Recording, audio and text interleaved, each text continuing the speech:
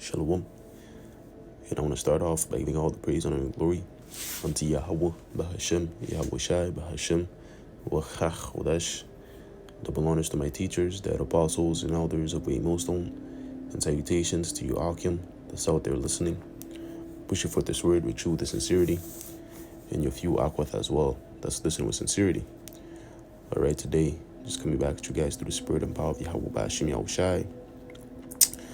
And don't be envious at the foolish. Don't be envious at the wicked. Okay? Because we live in a world where the wicked prospers. We live in a world where the more wicked deeds that you do, it seems like the Lord is on your side, in a sense. Okay?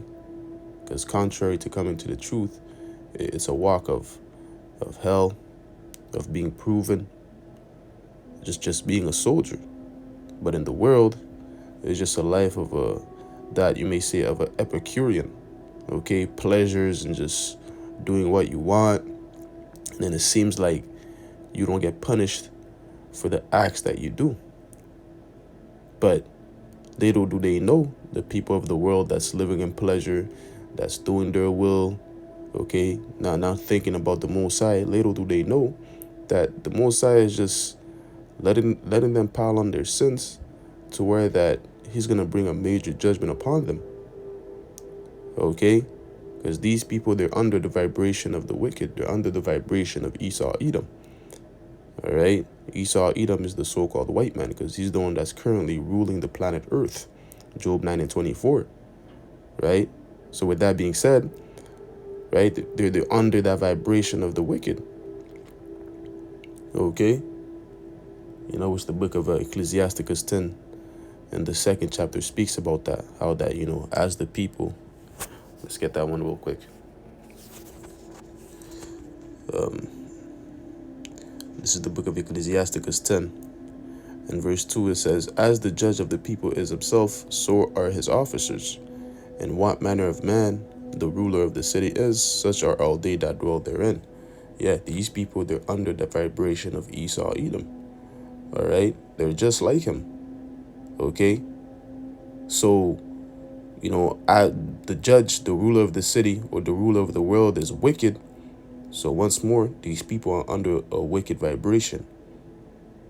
Right? They're following the ways and customs of Esau Edom.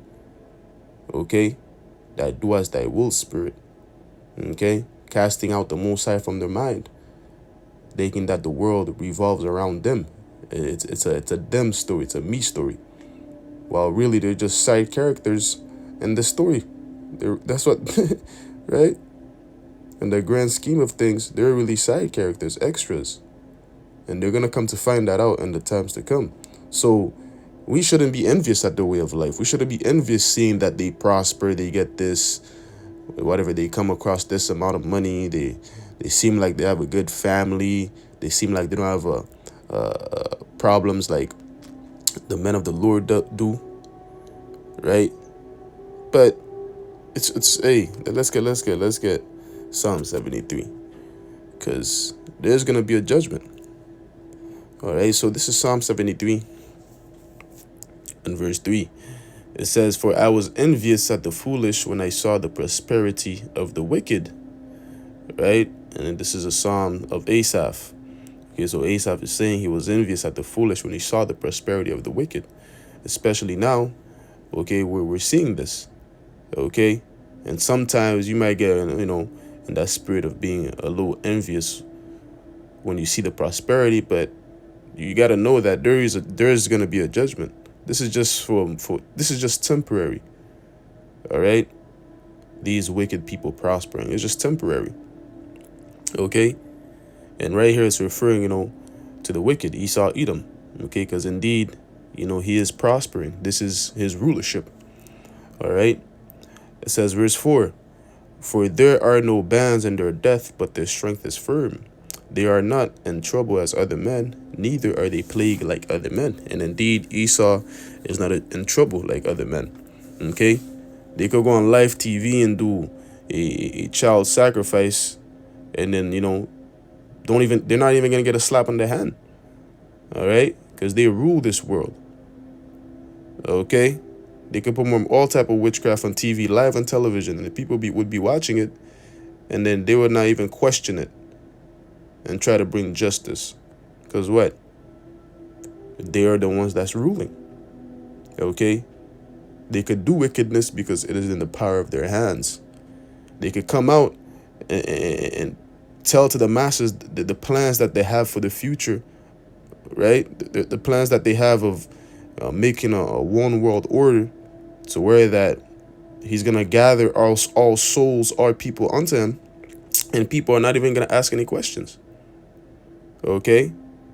He did not recently, Klaus Schwab, that chairman and the WEF, did he not recently say if you refuse, well, in the times to come, right? If you refuse to merge with AI or whatnot, you will be extinct. He said that live on television. Okay? And people are just going on about their day like that never happened. Right? But us that's in the know, us that's watching, we see these things. Okay, we already know what's going to happen, but it's going to catch these people as a surprise. Okay? But that's just an example of the things that they could do and not be in trouble. Imagine that. He actually said that, man. You could look it up. Klaus Schwab actually said that. And trust me, Esau is going to put that into law to where he's going to justify himself and putting people to death if they refuse to join his system. Okay?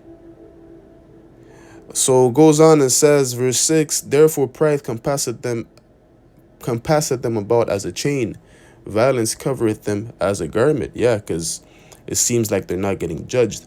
So the more and more they do wickedness, the more and more they do wickedness, yeah, right?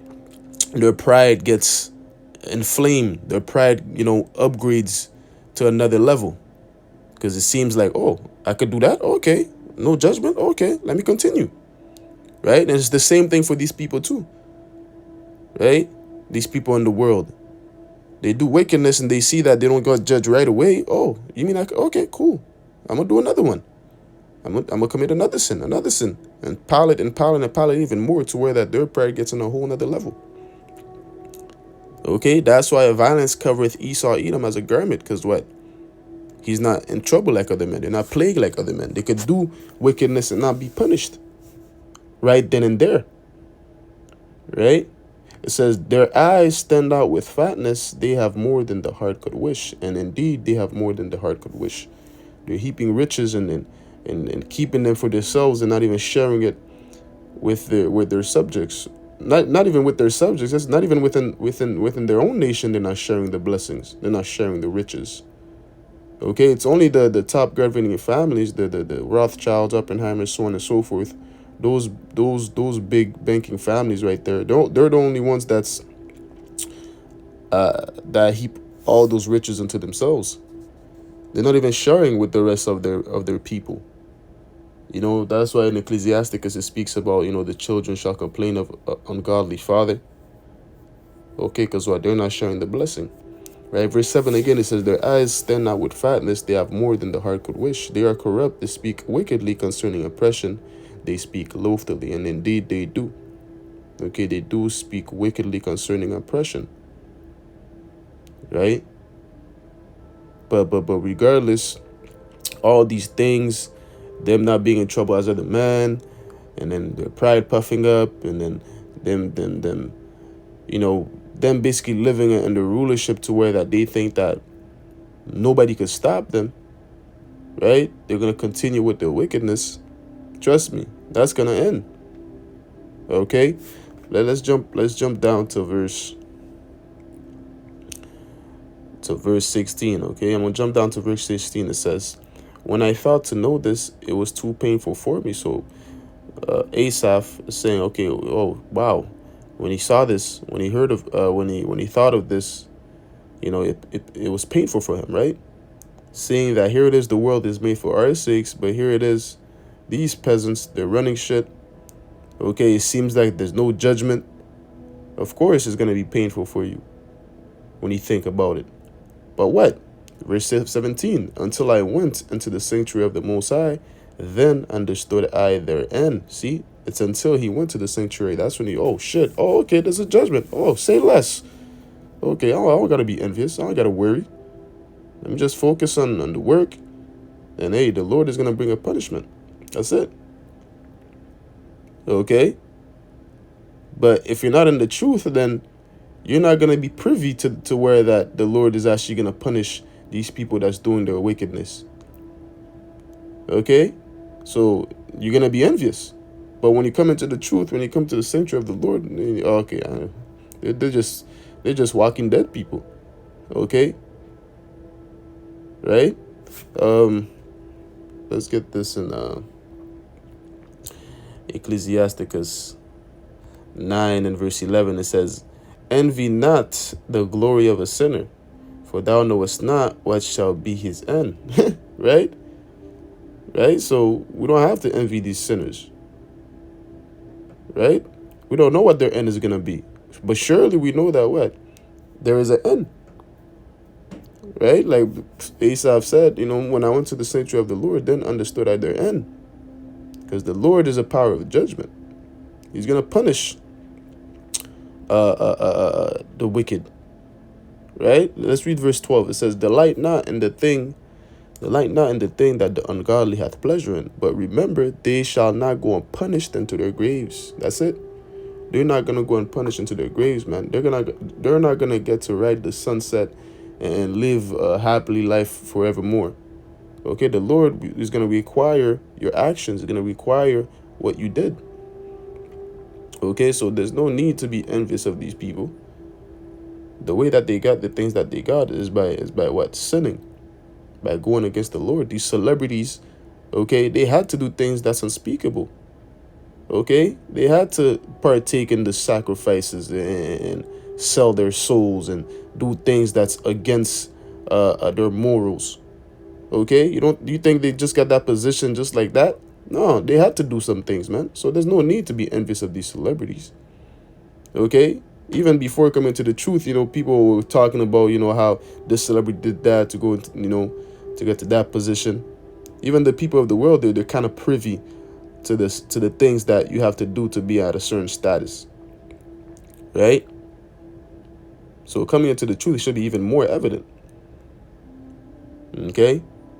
And I want to get this too in Malachi, verse 3. Because our people, one of the reasons they don't want to serve the Lord, as we're going to read, is because what? The wicked seem to prosper. Okay? This is Malachi 3. In verse 14 it says, we have said, it is vain to serve the Lord, Yahweh Ba'ashim Yahushai.